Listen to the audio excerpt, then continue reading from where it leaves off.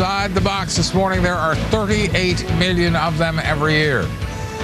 Automobile accidents we're talking about. So that's at least 38 million dents, right? Actually, it's a multiple of that. Repairing the dents and dings is a $27 billion business, an industry undergoing a major change, too. One that Mike Hegedus joins us now to hammer out. Hello, Michael. 31-inch Cincy. Yeah. Oh, we won't go there. Mark, for most people, it's one of the scariest places they'll ever visit, the automobile repair shop. What is a B-pillar, anyway? But recent years has also been scary for the automobile repair business, flat or declining. This predominantly single-operator-dominated industry has needed a way to combat rising costs and a shrinking customer base. It may have found it in Kansas City. There are 215 million of them in the country, give or take a Beamer here or a Yugo there. Cars. And here's one thing you can count on. If you own one and if you drive it, on average, every 7 years, you're going to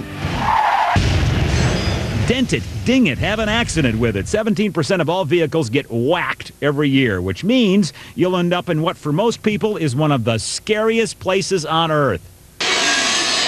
The automobile repair place. There are roughly 35,000 shops in the country, most single-owner operators. And while the number of cars on the road goes up and the price of fixing the dented ones is also on the rise, guess what? Is it more or less expensive to get this fixed? Well, it's more today than it used to be. Are there as many cars getting fixed? No. People are driving older cars with more damage on them than they ever have before.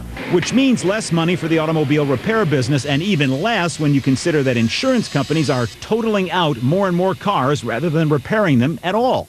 The insurance company dynamics really made it so that independent guy's really under a greater squeeze than ever. Margins are tougher to come by. Now, this hood was designed to buckle right here. Dan Bailey knows all about the squeeze after owning his own shop for years. He joined forces with a 14-year-old Kansas City-based company called CARSTAR, an operation that at $400 million in system sales this year sees $1 billion in 3. And it has become the biggest player in the $27 billion auto repair sector. We're not bringing people into the collision repair industry. Hell, we got too many already.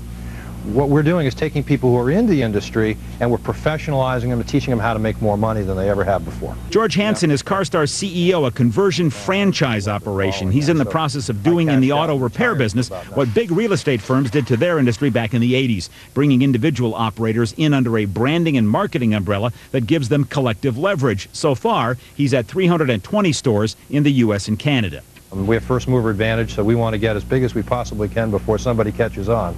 And speaking of catching on, here's a tip.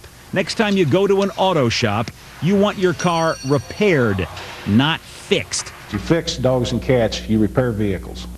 I have to remember that when I go to the doctor the next time. One of the reasons for the increase in overall car repairs after accidents is airbags. The cost of replacing them can at times push the car into the totaled category. Now, I asked you many months ago, what was the very first car you owned? You said?